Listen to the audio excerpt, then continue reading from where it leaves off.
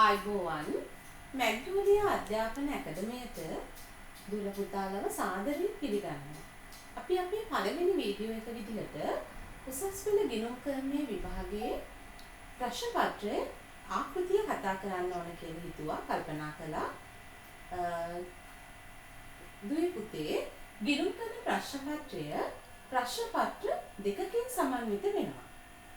පළමු ප්‍රශ්න පත්‍රය කෙටි ප්‍රශ්න 50ක් එක පිළිතුරකට ලකුණු 4 ගානේ පිළිතුරු ලකුණු කිරීමේදී අපි දරුවන්ට පිරිනමනවා.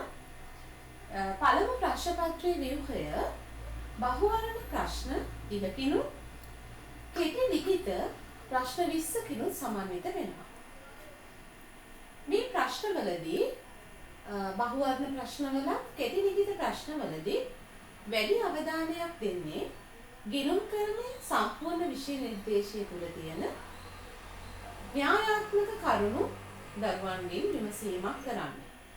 දරුවන් තුළ තියෙන න්‍යායාත්මක කරුණු පිළිබඳ දැනුම පරීක්ෂා කරන්න මේ කෙටි ප්‍රශ්න පත්‍රයේ ප්‍රශ්න 50 තුළ වැඩි ඉඩක් යොමු කරනවා.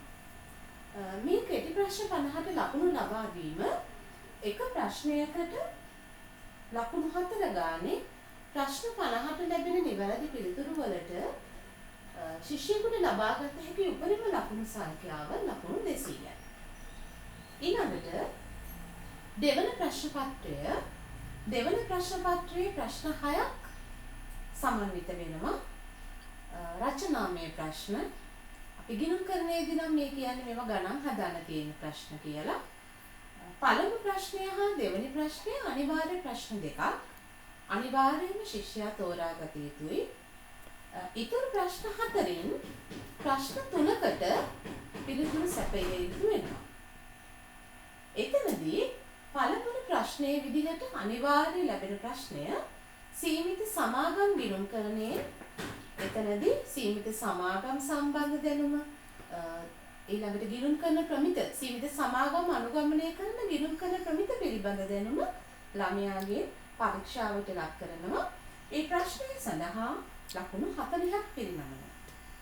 දෙවන ප්‍රශ්නයේ විදිහට කලමනාකරන ගිණුම් කරන්නේ ප්‍රශ්නයක් ලැබෙන්නේ. එතනදී ද්‍රව්‍ය පිරිවැය, ශ්‍රම පිරිවැය, පොදුකාර පිරිවැය පිළිබඳ ශිෂ්‍යයාගේ දැනුම පරීක්ෂාවට ලක් කරනවා. ඒ ප්‍රශ්නය සඳහා ලකුණු 40ක් පිරිනමනවා. තෙවන ප්‍රශ්නය, සිව්වන ප්‍රශ්නය, පස්වන ප්‍රශ්නය, සයවන ප්‍රශ්නය කියන මේ ප්‍රශ්න 4 අනිකුත් උසස් පෙළ ගිණුම් කරන්නේ විෂය නිර්දේශය තුළ දුල පුතාලා ඉගෙන ගන්න අනිකුත් පාඩම් වලින් සමන්විත වෙනවා. බොහෝ විට මේ තුන්වෙනි ප්‍රශ්නය ගිණුම් කරන සමීකරණ, බැංකු සැසඳුම්, සමහර වෙලාවල් වලට වැරදි නිවැරදි කිරීම, පාලන ගිණුම් මේ වගේ ප්‍රශ්න පාඩම් කිහිපයක් එකතු කරලා ප්‍රශ්නය නිර්මාණය වෙනවා. බොහෝ විට තුන්වෙනි ප්‍රශ්නය සමීකරණ වලට තමයි ප්‍රධාන ලකුණක් පිරිනමන්නේ.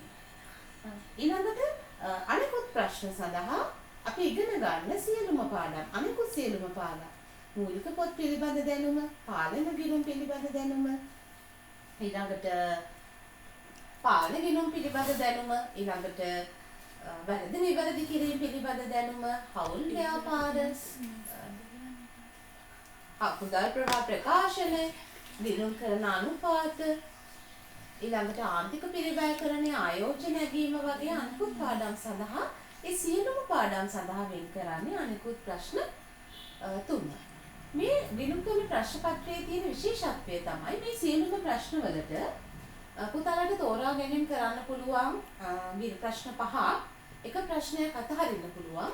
මේ ප්‍රශ්න වල තියෙන විශේෂත්වය තමයි සෑම ප්‍රශ්නයක් සඳහාම ලකුණු 40ක් පිරිනමනවා. එතනදී ශිෂ්‍යයාට ප්‍රශ්න 5කට පිළිතුරු සැපයීමට ප්‍රශ්නයකට ලකුණු 40 ගානේ ශිෂ්‍යයාට ලබාගත හැකි උපරිම ලකුණු 200යි.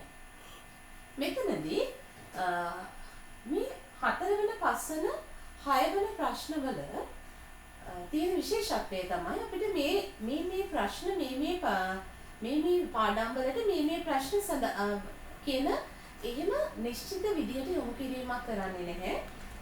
ලාභ අරමුණු කරන ලෝක සංවිධාන, හවුල් ව්‍යාපාර, මුදල් ප්‍රකාශන, අනුපාත, ආර්ථික පිරිවැයකරණය, ආයෝජන ඇගීම, මූලික පොත්, පාලන ගිණුම් මේ වගේ දේවල් ඔක්කොම එකට කලවම් කරපු ප්‍රශ්න පත්‍රයක් තමයි නැත්නම් ප්‍රශ්න තුනක් තමයි අවසාන ප්‍රශ්න තුන සමන්විත වෙන්නේ. එතකොට ගිණුම්කරණය ප්‍රශ්න පත්‍රය සඳහා සූදානම් වෙන්න දරුවන්ට තියෙන දරුවෙක් සූදානම් වෙන්න ඕන සියලුම පාඩම් සඳහා. මේ පාඩම මම සූදානම් වෙලා පේපර් එකට සූදානම් වෙලා විභාගයට මුහුණ දෙනවා කියලා එහෙම පෙර සූදානමක් වෙලා යන්න පුළුවන් ප්‍රශ්න පත්‍රයක් නෙමෙයි ගිණුම් කරන ප්‍රශ්න පත්‍රය කියන්නේ. ඒත් ගිණුම් කරන ප්‍රශ්න පත්‍රයට ඉහළ සාමර්ථ්‍යයක් ලබා ගැනීමට නම් ශිෂ්‍යයා ගිණුම්කරණයේ පළවෙනි පාඩමේ සිට ගිණුම්කරණය පිළිබඳ මූලික හැඳින්වීම තියෙන පළවෙනි පාඩමේ සිට ආයෝජන ඇගීම දක්වා පවතින අවසාන පාඩම දක්වා සම්පූර්ණ අවබෝධයක් ලබා ගත යුතුයි. එතකොට පළවෙනි ප්‍රශ්න පත්‍රයට ලබා ගන්න ලකුණු 200ක්, දෙවෙනි ප්‍රශ්න පත්‍රයට ලබා ගන්න ලකුණු 200ක්, ලකුණු 400 හතරෙන් බෙදලා ශිෂ්‍යයාගේ අවසාන ලකුණ තීරණය කරනවා. ඒ මත තමයි ශිෂ්‍යයා ලබා ගන්න සාමාර්ථය සාමාන්‍ය සාමාර්ථයක්ද, සම්මාන සාමාර්ථයක්ද, විශිෂ්ට හෝ අතිවිශිෂ්ට සාමාර්ථයක්ද. ඒ කියන්නේ S1ක්ද, C1ක්ද, B1ක්ද, A1ක්ද, ඒකේ ඉහළ ලකුණක්ද කියන ලකුණ තීරණය වෙන්නේ.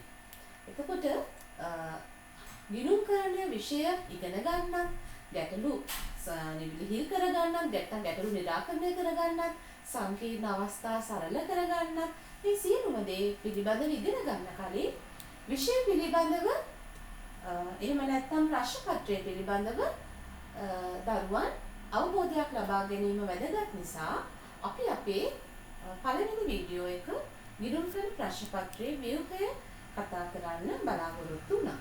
ඉතින් මම හිතනවා මේ වීඩියෝ එක බලලා දුර පුතාලට ප්‍රශ්න පත්‍රය පිළිබඳ වඩා හොඳ අවබෝධයක් ලැබෙන්නේ නැති.